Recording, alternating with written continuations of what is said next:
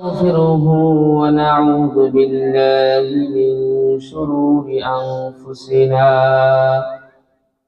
ومن سيئات أعمالنا ومن يهد الله فلا مضل له ومن يضلله فلا هادي له ونشهد أن لا إله إلا الله وحده لا شريك له ونشهد أن محمدا عبده ورسوله أرسله بالحق بشيرا ونذيرا وداعيا إلى الله بإذنه وسراجا منيرا أما بعد فأعوذ بالله من الشيطان الرجيم بسم الله الرحمن الرحيم فمن يرد الله أن يهديه يشرح صدره للإسلام وقال النبي صلى الله عليه وسلم الدنيا مزرعة الآخرة الحمد لله বানু মুশরিকান্দি বাইতুল নাজার জামে মসজিদের উদ্যোগে আয়োজিত ইসলামী মহাসম্মেলন। এই সম্মেলনে মুহতারাম মুআজ্জাজ সদর সভাপতি এবং দূর দূরান্ত থেকে আগত যুবক ভাইয়েরা, বৃদ্ধ বাবারা এবং মঞ্চে হযরত উলামায়ে কেরাম উপস্থিত। আল্লাহ রাব্বুল আলামিন দরবারে আমরা অগণিত শুকর গুজার আদায় করি যে আল্লাহ রাব্বুল আলামিন আমাদেরকে এই রহমতি বরকতি এই দ্বীনি মজলিসে কোরআন হাদিসের আলোচনা শোনার জন্য অসংখ্য মানুষ থেকে যাচাই বাছাই করে আমাদের কিছু সংখ্যক লোককে আল্লাহ তাআলা আল্লাহ পাকের কথা, রাসূলের কথা শোনার জন্য তৌফিক দিয়েছেন। এই জন্য আমরা সকলেই অন্তরে অন্তরে প্রাণ থেকে শ্রদ্ধা জড়িত কণ্ঠে মহব্বতের সহিত, ভক্তির সহিত, আদবের সহিত উঁচু আওয়াজে, উঁচু গলায়, উঁচু সাউন্ডে, জোরে সুরে চিৎকার দিয়া কালিমাতুশ শুকর আদায় করি আলহামদুলিল্লাহ। আল্লাহ রাব্বুল আলামিন দরবারে আরো শুকরিয়া জ্ঞাপন করি যে এত সুন্দর একটা জায়গায় আমাদেরকে বসার তৌফিক দিয়েছে। এইখানে যারা বসে আছেন এটা রহমতের জায়গা, এটা গজবের জায়গা না। যারা বাইরে আছেন তারা রহমতের জায়গা থেকে বঞ্চিত আছেন। আমরা এখানে যারা বসে আছি চতুর্দিক দিয়ে ফেরেশতারা বেষ্টন করে রেখেছে, বলে সুবহানাল্লাহ। একের পর এক ফেরেশতারা কাঁধে দাঁড়াইতে দাঁড়াইতে আরশ পর্যন্ত দাঁড়াই আছে এবং ফেরেশতারা বলতেছে, আল্লাহ তোমার কোরআন এবং তোমার বন্ধু মুহাম্মদ রাসূলুল্লাহ সাল্লাল্লাহু আলাইহি সাল্লামের কথা যারা শুনতেছে এদেরকে তুমি মাফ করে দাও। সুবহানাল্লাহ।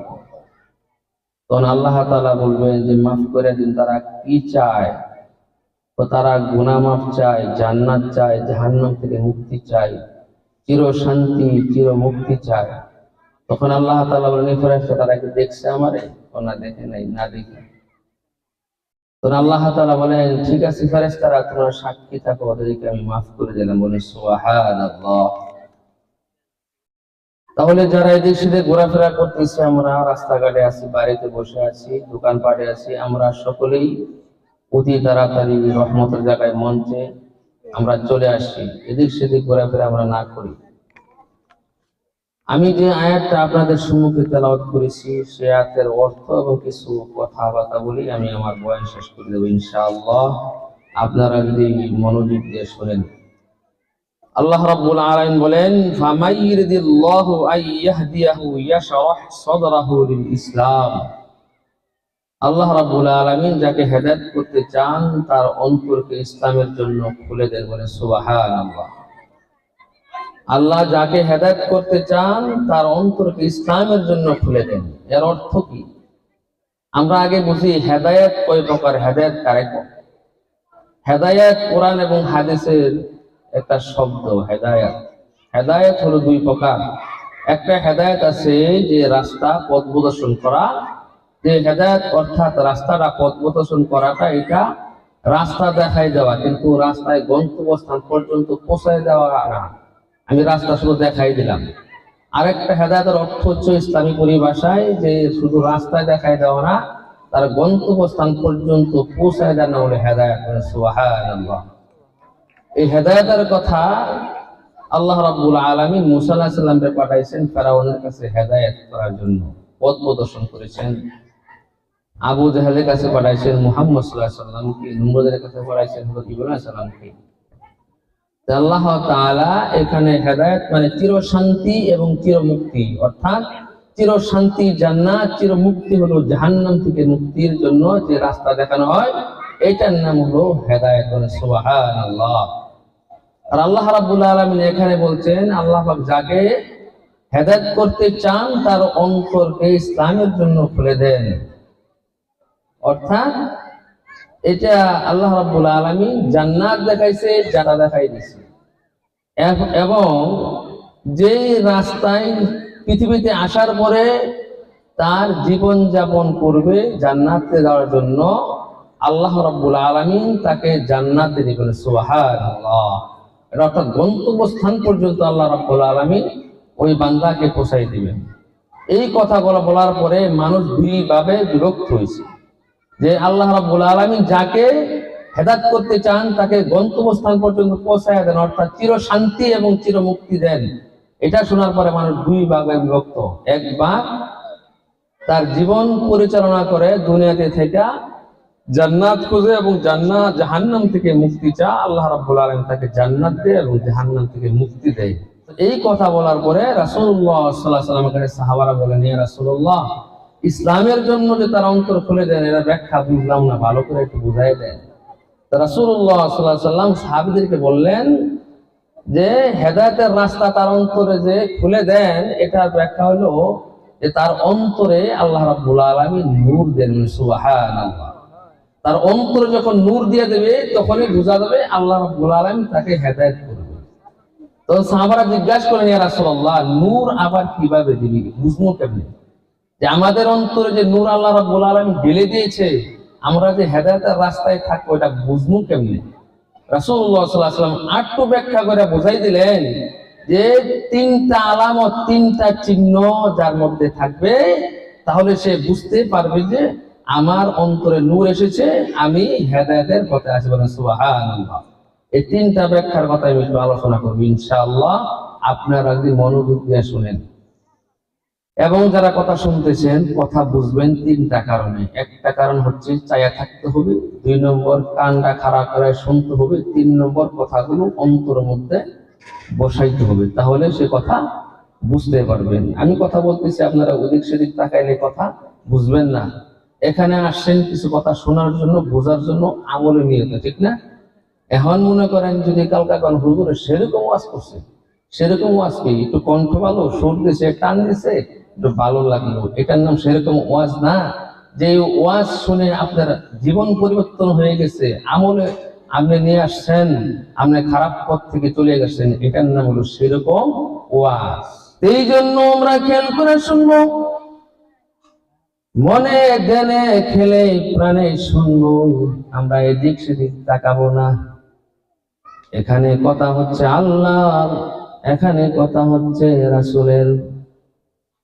এখানে আল্লাহর কথা রাসূলের কথা যদি কেউ শুনে, তাহলে 60 বছর বেরিয়া নফল নামাজ পড়লে যে সওয়াব হবে, এই সওয়াব ওই বান্দার আমলনামায় দেওয়া হবে। সুবহানাল্লাহ। আমি বলতেছিলাম তিনটা আলামত যদি থাকে তাহলে বুঝতেই পারবেন আমার অন্তরের মধ্যে হেদায়েতের নূর এসেছে। আর তিনটা আলামতের মধ্যে যদি না থাকে তাহলে বুঝবেন আমার ভিতরে হেদায়েতের নূর আসে না। সাহাবারা জিজ্ঞাসা করলেন, ইয়া রাসূলুল্লাহ, তিনটা আলামত কি কি আমাদেরকে জানায় দেন, আমাদেরকে বুঝায় দেন, আমাদেরকে বর্ণনা করে দেন, আমরা তিনটা আলামতের কথা শুনবো, বুঝবো, আমল করবো, আমরা বুঝতে পারবো আমাদের অন্তরের মধ্যে তিনটা আলামত আছে কিনা। আল্লাহ রাসূল বললেন, 1 নম্বর আলামত হলো ও সাহাবীরা রে, আল্লাহর বান্দা আমার উম্মত, এক নম্বর আলামত সে দুনিয়ামুখী হবে না, আখিরাতমুখী হবে। অর্থাৎ দুনিয়ামুখী হবে না, দুনিয়ামুখী হবে না, দুনিয়ার পাগল হবে না, দুনিয়া নিয়ে চিন্তা ফিকির করবে না, দুনিয়া খাইলাম না পাইলাম না, দুনিয়া নিয়ে সে চিন্তা চেতনা করবে না। এটা হলো এক নম্বর আলামত। রাসূলুল্লাহ সাল্লাল্লাহু আলাইহি সাল্লাম আবার আরো ব্যাখ্যা করে বুঝাই দিলেন যে দুনিয়ামুখী হয় মানুষ তিনটা লোভে পড়ে। এক নম্বর হচ্ছে হুব্বে জাহ, দুই নম্বর হুব্বে মাল, তিন নম্বর হচ্ছে হুব্বে নিসওয়ান। দুনিয়ার মহব্বত মানুষের অন্তরে ঢোকে তিনটা কারণে। এক নম্বর হুব্বে জাহ, তার সুনাম অর্জন করার জন্য, পদের জন্য সে এই দুনিয়ামুখী হয়, ঠিক না বেঠিক? তার পদ কিভাবে?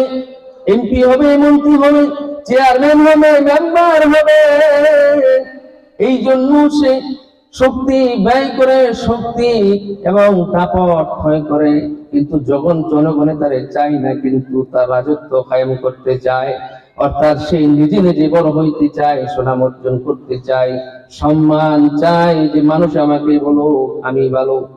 এই জন্য দেখেন না, ক্ষমতা অর্জন করার জন্য ভোটাভুটির সময় ভোট পায়াবো, কিন্তু টাকা দিয়া ভোট কিনে, ঠিক না বেঠি? টাকা দেয় একজন 1,000, 2,000, 5,000, কারণটা কি? সে দুনিয়ার লোক। চেয়ারম্যান হতে চায়, মেম্বার হতে চায়, এমপি হতে চায়, টাকা যা লাগুক সব দেন, আমি টাকা দিয়ে আমি এমপি হব, আমি সুনাম অর্জন করব, আমি পথ নিব। টাকা যদি না হয়, তুমি চালাও তলোয়ার, চালাও পিস্তল, চালাও মারপিট, আমি আমার ক্ষমতা যেভাবে অর্জন করতে চাই। তাহলে বোঝা গেল এই হুব্বে জাহ, সম্মানের জন্য পৃথিবীতে চেয়ারম্যান হওয়ার জন্য, মেম্বার হওয়ার জন্য, এমপি হওয়ার জন্য, মন্ত্রী হওয়ার জন্য যা যা প্রয়োজন আমি তাই করব। আমি দুনিয়ায় চাই আমি সুনাম অর্জন করতে এবং আমি সম্মানী হতে, আমার রাজত্ব কায়েম করতে, আমি যা যা প্রয়োজন আমি তাই করব, ঠিক না বেঠি? কথা বলেন না কেন? কথা তো বলতে হবে, কথা বলতে হবে। তাহলে এক নম্বর হুব্বে জাহ, দুই নম্বর হুব্বে মাল, মালের জন্য, এই মালের পিছে পড়ে মানুষ দুনিয়ামুখী হয়ে যায়। মাল অনেক প্রকার, এই মালকে অবৈধভাবে দখল করতে চায়, ঠিক না বেঠি? অন্যায় ভাবে, ন্যায় ভাবে না, অন্যায় ভাবে মালের জন্য পাগল হয়ে যা। পরের জায়গা, পরের সম্পদ, পরের বাড়ি, পরের ঘর, অন্যায় ভাবে শক্তি ব্যয় করে কিভাবে দখল আমি করব, এটা কিন্তু আখিরাতমুখী না, দুনিয়ামুখী। যাই কিছু করুক, দুনিয়ায় কিন্তু থাকবে, ঠিক না বেঠিক? আপনি একজনের জায়গা আরেকজনে দখল করতে চায়, তার শক্তি প্রয়োগ করে, এটা হলো হুব্বে মাল, মালের লোভে সে দুনিয়া চায়। একজনের জমি, একজনের জায়গা, একজনের বাড়ি ঘর দখল করে, একজনকে মারে, তোমার জন আছে, শক্তি আছে, 10টা ভাই আছে, 5টা ভাই আছে, গোষ্ঠী আছে, বংশ আছে, বড় আছে, আরেকজনের গোষ্ঠী ছোট, বংশ ছোট, তাকে মারতে পারবো, এই শক্তি প্রয়োগ করতে পারবো। ওর মতো লোক আমাদের সামনে কেন কথা বলে, ঠিক না বেঠি? কারণ আমরা টাকাওয়ালা, পয়সাওয়ালা, ক্ষমতাওয়ালা ও গরিব মানুষ, অন্যায় জন, অন্যায় কোনো মানুষ নাই, কোনো টাকা, ওরা আমাদের সামনে আবার কথা কয় নাকি এত পাওয়ার দেখবো। তাহলে বোঝা গেল শক্তি ব্যয় করে দুনিয়ার লোভে, ঠিক না বেঠি? তাহলে হুব্বে মাল, সে মালের জন্য, দুনিয়া অর্জন করার জন্য শক্তি ব্যয় করে, কৌশল ব্যয় করে, জলে চলে কোলে কৌশলে যত প্রকারের শক্তি আছে, সমস্ত শক্তি সে ব্যয় করে একমাত্র এই মালের লোভে, ঠিক না বেঠি? তিন নাম্বার হচ্ছে হুব্বে নিসওয়ান, মহিলাদের লোভে পড়ে মানুষ পৃথিবীতে ধ্বংস হয়ে যায়। কি লোভে? মহিলাদের লোভে, মেয়েদের লোভে পড়লে মানুষ ধ্বংস হয়ে যায়। মুসলমানদের বিশ্ব কবি কাজী নজরুল ইসলাম সবচেয়ে বড় কবি, একটা ইতিহাস আছে, মেয়ের লোভে পড়ে গেছিল, ঠিক না বেঠিক? মেয়ের লোভে পড়ে মানুষ কি হয়ে যায়, এই দুনিয়ামুখী হয়ে যায়। একটা মেয়ের জন্য সে টাকা ব্যয় করে, নিজের বাপ মাকে চিনে না, বংশ ত্যাগ করে, সব কিছু ত্যাগ করে একটা মহিলার জন্য। এই জন্য রাসূল বলেন, এক নম্বর আলামত সে দুনিয়ামুখী হবে না। দুনিয়ামুখী যদি না হয়, তাহলে বোঝা গেল তার অন্তরের মধ্যে নূর, হেদায়েতের নূর এসেছে।